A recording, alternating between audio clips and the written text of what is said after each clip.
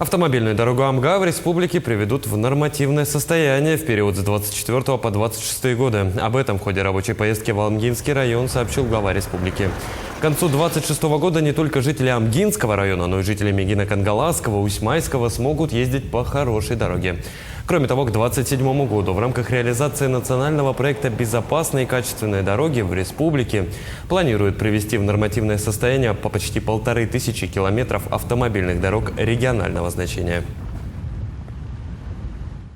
В этом году дорога была очень плоха, это честно, потому что мой муж работает на такси, прекрасно знает.